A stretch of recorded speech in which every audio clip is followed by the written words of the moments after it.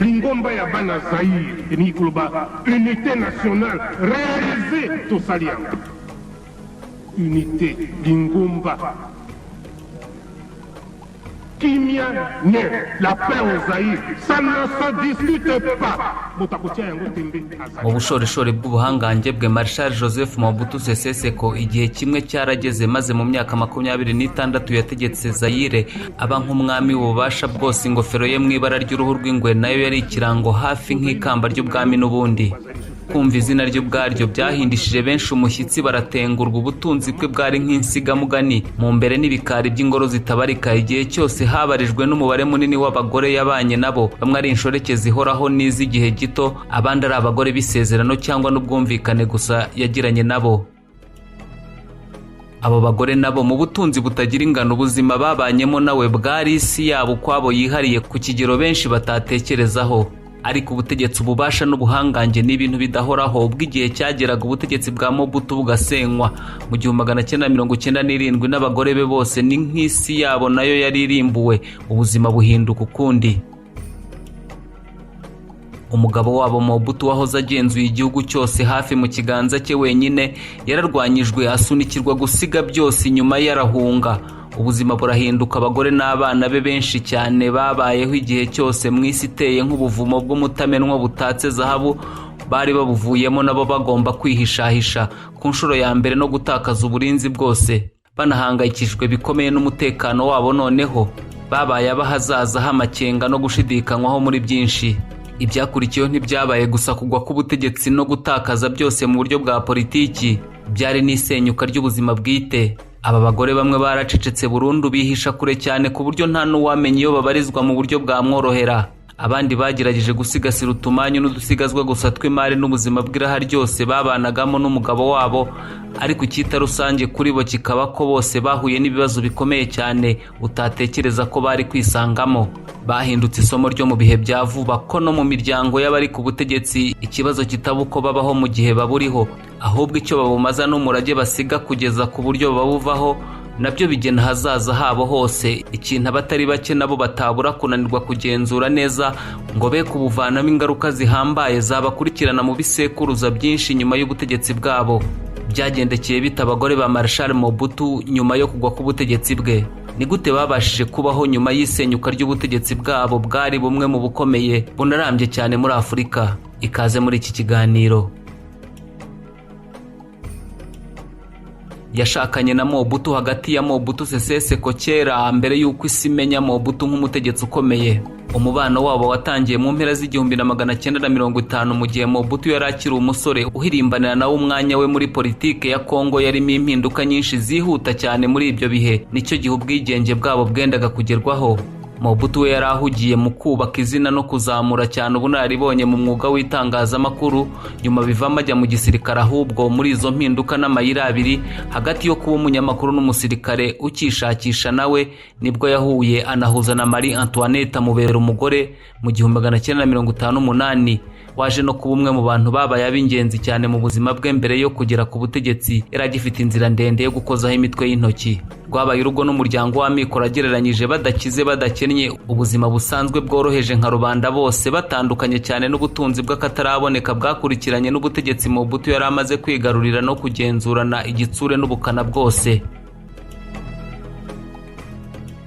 Mu buzima yabanyemo na Marie Antoinette mu ntangiriro, Mobutu ntiyari yakageze ku rwego rw'umunyapolitiki ukomeye cyangwa se ngo anagira amapeti y'ikirenga mu gisirikare. Marie Antoinette nawe yamubarijwe iruhande igihe cyose mu kuzamuka cyane, noneho kwihuse kuri Mobutu kugeza ahiritse ubutegetsi mu 1965 ahinduka perezida wa Kongo. Yaje kwitwa Zaire rirayihama neza, bisubizwa uko byahoze iba Kongo noneho nyuma yo guhirikwa k'ubutegetsi bwe. Uko ububasha bwa Mobutu bwagendaga bwiyongera ni nako bwakururanaga n'umuryango we wagendaga wunguka cyane. Abyara abana 9 na Marie Antoinette, ari nabo benshi bamenyekanye kurusha abandi. Yaje kubyarana n'abandi bagore batandukanye yabanye nabo nyuma yaho, barimo nka Capitaine Kongolo Mobutu wabarizwaga mu ishami ry'aba DSP, bari barinze ubutegetsi bwa se wanamamaye cyane no mwirikwa ryabwo, cyangwa Lieutenant Kongo Mobutu n'abandi.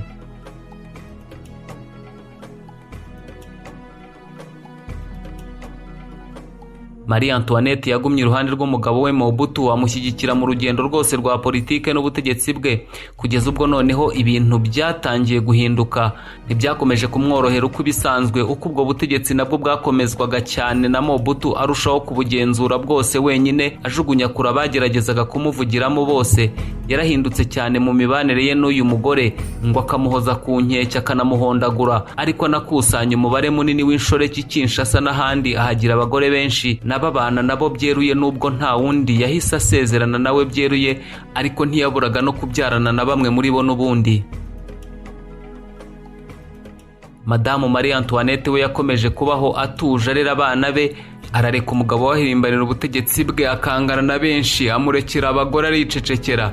Baba abantu babiri batandukanye mu rugo rumwe, umugore yubashywe cyane n'ubundi, ariko barimo abataraburaga kumugirira impuhwe banasangaga uretse kandi nawe nta n'undi mugore ubaho ku isi wari koroherwa n'ubundi no kwitwa uwa Mobutu muri ibyo bihe. We wari mu nduru zose zihangana ridashira, adashyira ikirenge hasi, azenguruka hirya no hino. Bashoboraga no kumara amezi menshi ntaho bahuriye, adakandagira mu rugo.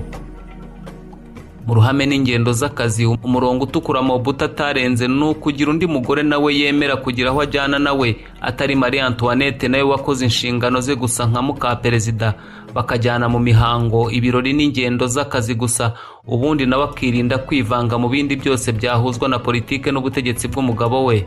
Ntabwo Marie Antoinette na Mobutu batandukanye ngo umwe ajye ukwe cyangwa se ngo bice muri gatanya yeruye, ahubwo n'ibyago byabatandukanyije. Urupfu rutunguranye rwatwaye uyu mugore mu 1997.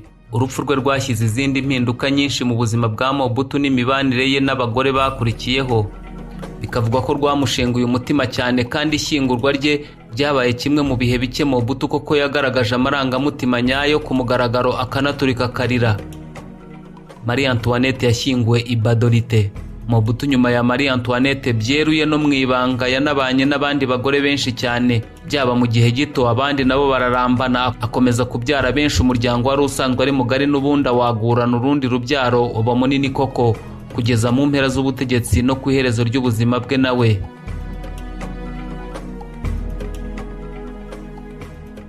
Umugore wa kabiri Bobby Ladawa, umubano we na Mobutu wabayemo ibintu byinshi, impuha, impaka n'ibindi bitangaje, kugeza n'ubu bitavugwaho rumwe mu gice cy'amateka y'ubutegetsi bwa Zaire, kuva mu rukundo rwari rudasanzwe n'akana ko mu jisho n'ubukwe bw'agatangaza bwateguranywe imibare n'inyungu za politike zivanze n'igitutu cya kiliziya, no kuba abandi batarabuze no kwemeza ko ahubwo Mobutu yaba yaranagize uruhare mu rupfu rw'umugore we wa mbere wapfuye akiri muto ku myaka 35 gusa, wamwikiza rongore Bobby Ladawa.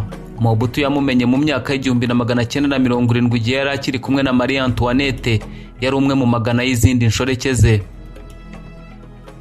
Icyo gihe Bobby Ladawa yari umugore ukiri muto mu myaka wo muri province ya Equateur Mobutu nawe yakomokagamo. Niwe Mobutu yahinduye inshoreke nkuru y'inkundwakazi mu gihe yari akibana n'umugore we wa mbere Marie Antoinette, nawe wari umuzi neza ariko ntacyo afite yabikoraho. Nyuma y'urupfu rwa Marie Antoinette, ako kanya Mobutu yahise noneho asezerana na Bobby Ladawa. Ibyo ntibyarangiriye aho, kuko hajemo ikindi kibazo nabwo kiyongera ku zindi nshoreke nyinshi zirimo izo babyaranaga nazo atari gusiga inyuma.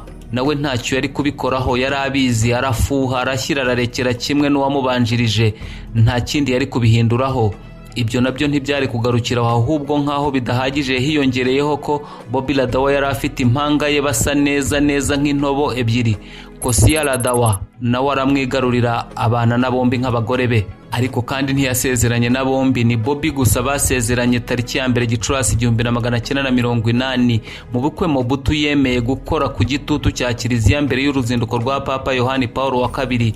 Babyaranye abana 4, ariko nubwo Bobby yari umugore wemewe, mushiki we Kosia yakomeje kubana nabo n'ubundi nk'undi mugore wa kabiri. Ubanza no gufuha hari ku mpanga, biramutse bigenze gutyo nta bibaho mu gihe bishobora no koroha kubyumvikanaho kurusha abandi, bagasangira umugabo umwe. Uko biri kose ntacyo byigeze bigaragaramo nk'icyababangamiye bose, byaba Mobutu cyangwa aba bagore be b'impanga Bobby na Kosia Ladawa. Abana ba Bobby Ladawa bari mundi mu bamenyekanye cyane mu rubyaro rwa Mobutu, umunyapolitiki wari umuvugizi n'umujyanama wa se mu gihe cy'ihanguka ry'ubutegetsi bwabo. Nawe wabaye umunyapolitiki akanayobora ishyaka bashinze, n'umukobwa umwe wahisemo urugendo rutandukanye akigira mu byashara by'ubucuruzi n'ubuzima bw'ibanga butahuye cyane na politike, kimwe na murumuna we nawe wahisemo kwibera mu mahanga. nawe mu buzima bwite butabarizwamo ibya politike n'ubutegetsi. Ku ruhande ubwo niko Mobutu kandi yabyaranaga na Kosi Ladawa, impanga ya Bobby Ladawa, kenshi babana mu rugo rumwe, abana baraho benshi mu kigero kimwe, abakobwa bavanze n'abahungu, bigoranye kumenya ngo uyu ni uwande muri abo bagore bombi. Kosi nawe yabyaranye na Mobutu abana batatu bazwi barimo Amani Mobutu, Yarito Mobutu na Tende Mobutu. Abo nabo Mobutu ntiyatandukanye nabo. Ubuzima bw'ubuhunzi nyuma yo kugwa k'ubutegetsi bwabo n'urupfu rw'umugabo wabo nibyo byashyizeho iherezo. Stress na depression byo gutakaza ubutegetsi bwe n'ubuhangange bwose yararambanye byiyongereye kuri kanseri ya prostate, byahise bimwanzuranya bwangu.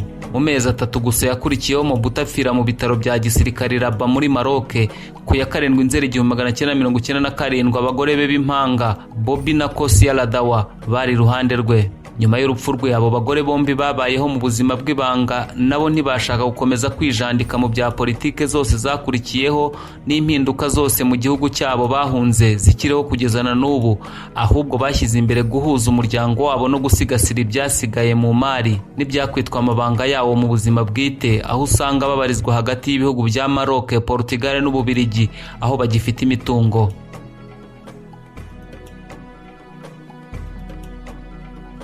Mobutu kandi yari afite n'abandi bagore benshi n'inshoreke ku buryo bose nta wababara ngo azabivemo, nk'uko n'umubare w'abana bose yabyaranye nabo utazwi.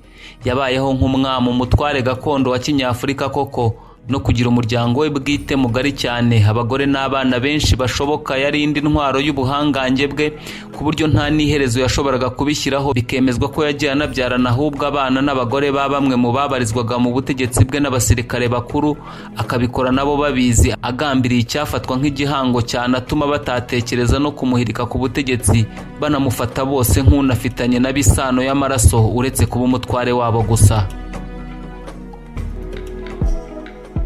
Gutumiza no kohereza ibicuruzwa mu mahanga, inzira zose binyuzwamo mu ipakira n'ipakurura ku byambo n'imipaka, umusoro wa gasutamo wo gushyirwa mu bubiko no kuhavanwa bigezwa ku isoko, ibyo ni ibintu bisaba imibare myinshi no gukurikiza igihe cyagenwe, amategeko yose n'amabwiriza bigenga umusoro n'impapuro zemeza ko byose ari ibintu byakozwe uko bikwiye.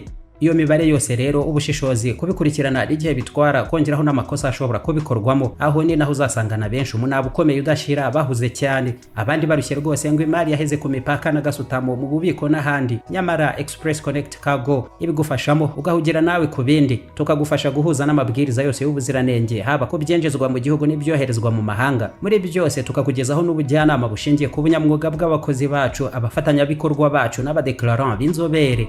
Express Connect Cargo igufasha kubona impapuro za gasutamo nka WH7 na TI ziherekeza umuzigo kuva uvuye ku cyambu kugera mu gihugu, IM7 impapuro za gasutamo zishyira ibintu byawe mu bubiko bugenzurwa na gasutamo igihe bigitegereje gusora ngo bigezwe ku isoko cyangwa bishakirwa n'isoko mu gihugu no mu mahanga, IM4 impapuro zikorerwe byarangije kugezwa mu bubiko bugenzurwa na gasutamo kugira ngo bisorerwe mbere yo kugezwa ku isoko, ndetse na IM5 zikorerwe byinjizwa mu gihugu abihamara igihe gito ariko kandi bigomba gusubizwa mu mahanga, birimo nk'imashini n'ibinyabiziga, cyangwa IM6 impapuro za gasutamo zongera kwinjiza mu gihugu ibihavanwa mu gihe gito bijya gusanishwa cyangwa gukoreshwa mu kazi kabera mu mahanga. Ku bicuruzwa byihariye n'ibishobora kwangirekera mu ipakira n'ipakururwa, tugufasha kubona DAD impapuro ziguha uburenganzira bwo kubipakururira mu rugo bitanyujijwe mu bubiko rusange bugenzurwa na gasutamo. Express Connect Cargo iguhagararira kandi mu gushaka ibi byangombwa n'impapuro zose aho amategeko yemera ko tubigukorera, byose bikakugeraho neza kandi vuba mu gihe cyagenwe. Mu kohereza ibindi mu mahanga tuguhuza na gasutamo, tukagufasha no kubona impapuro zimenyekanisha ibyoherezwa mu mahanga n'igenzura bikorerwa. Express Connect Cargo dushingiye ku bunararibonye turambanye mu gutanga ubujyanama mu ishoramari, cyane cyane ku barangura, abatumiza n'abohereza ibicuruzwa mu mahanga. Dukorera mu nyubako ya Chic kuri etage ya 2, waduhamagara kuri 0788200684 cyangwa no ku murongo utishyura 3545.